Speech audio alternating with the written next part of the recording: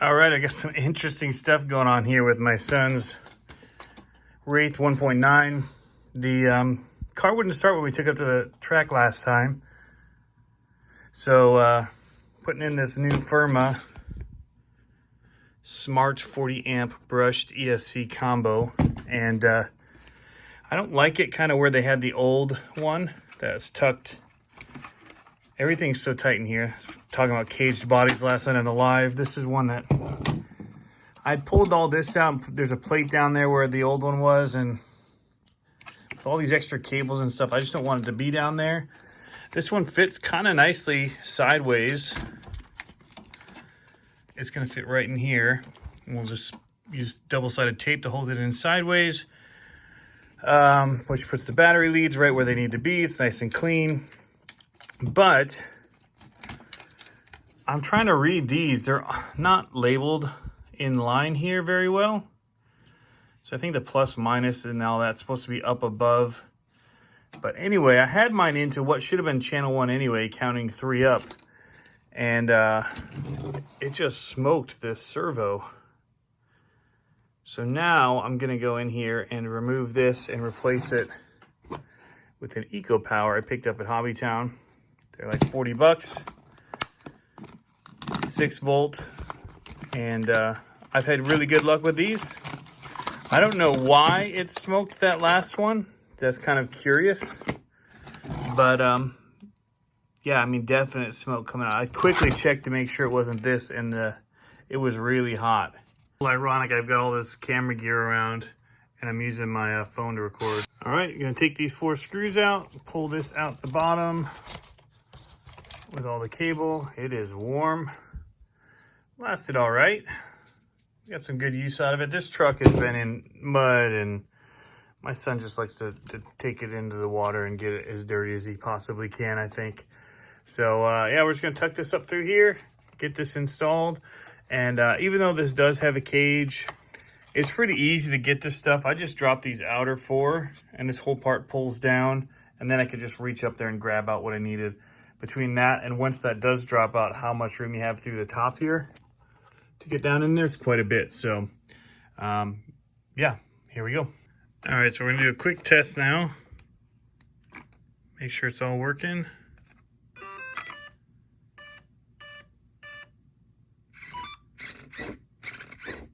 All right, that's working. So we're gonna go ahead and power it back off and clean up all these cables. I just put a new piece of tape on it. We're gonna stick it against that sidewall and call it good. To bind, it's really nice and easy. There's a button right here you hold in. That's your bind button when you turn it on, and allows you to bind it. And there's a programming port on here and lots of cool stuff about this thing. But my favorite part is that it just freed up this 315 for me to put into something else. So that's good. One of the things that I like to do is to take my cables and wrap them around a driver, and it's going to give it a nice loop to it. So I'm just going to kind of wind this around here. So just wind it around here like this, keeping it nice and tight as you do it. And then when you pull it out, you have a nice coiled up little spring-like cable. Keeps things kind of clean that way. All right, I did the same thing with the little power cable, and we're just going to slide that right in here, and it'll hold it in place. So your power on-off switch is right there on top, which still allows you to close the lid beautifully. So everything should be rocking and rolling. This motor wire tucks down underneath the cable, and you actually get a really nice snug fit. The batteries, I use these 4,000 milliamp hour 3S ones for my boys. Pick these up at Axial Fest at the tent, and I'm gonna one-handed connect that. And as you can see, everything just kind of tucks in there, nice and clean. I do have to still take this wire and either get an adapter for it to one of these leads that they have coming off, or to one of the auxes, and put it in there for power. These I'm just going to tuck down in here, keeping them side by side so they kind of fit snugly as they go in, and they won't pop out, hopefully, in theory at least. There we go. And then I'll just zip tie this right up here. All right, just a quick little zip tie. kind of folded it over itself a few times. We're going to cut this off and just round it down and in to tuck it away. There we go, nice and tidy. We'll turn it on.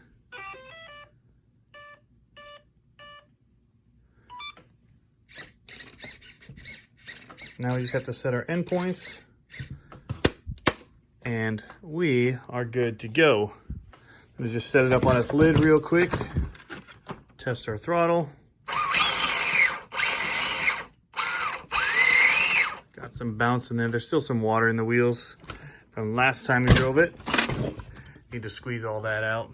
I did drill holes in here, so it should come out all right. Anyway, guys, that's a quick little upgrade you could do for these if you want to keep it mostly stock, which is what we've done. We did put faster motors in ours. We are running now. What turn are we running? I think it's a 20 turn in these. Yeah, 20 turn. You can't really see that. Who am I kidding? 20 turn. Gives them some speed on 3S. That's what they like. All right, guys. So here it is. This is what we put in. These Firma Smart 40 amp ESC and Receiver combo. Lets us run our rugged controllers with it, bind it all up. And it's really actually inexpensive. For the cost of a receiver, basically, you're also getting a 40 amp ESC. Perfect for crawlers. Plus it has other channels on it. 2 auxiliary channels that you can use. You can see here, peak current 180 amp, 4 brush motors, 2 to 3S LiPo, 6 volt BEC. And yeah. IC3 connectors and waterproof, but you got to look at the instructions. Waterproof doesn't mean submarines. They say that it has been designed to allow you to operate in wet conditions, puddles, creeks, wet grass, even rain. It is not to be treated like a submarine. So I think that's a lot of them. But anyway, guys, quick, cheap, easy fix. I like how it cleans things up here.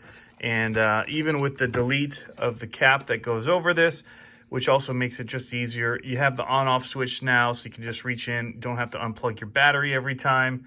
So they could just reach in underneath here, turn it on, off. I'm liking it. Very clean. Lots of tunability with it as well. And you can get a program card for it, I believe, from Dynamite. Let's look at the instructions here. Here is a look at all of the programming options. Running mode, battery type, cutoff voltage, startup force, max reverse force, max brake force, initial brake force, drag brake, rate control, neutral range, start punch, frequencies, PWM frequencies, and freewheeling. So lots of things that you can adjust in here. They mentioned here the programming card you can get for it. It is a DYNS3005 program card, and then you can go in and get this thing programmed in and work on tuning it. So really cool. Deleting this, cleaning all of this up, and I'm pretty happy with how it all turned out. Thanks for tuning in. As always, guys, have fun RC, and we will catch you in the next video.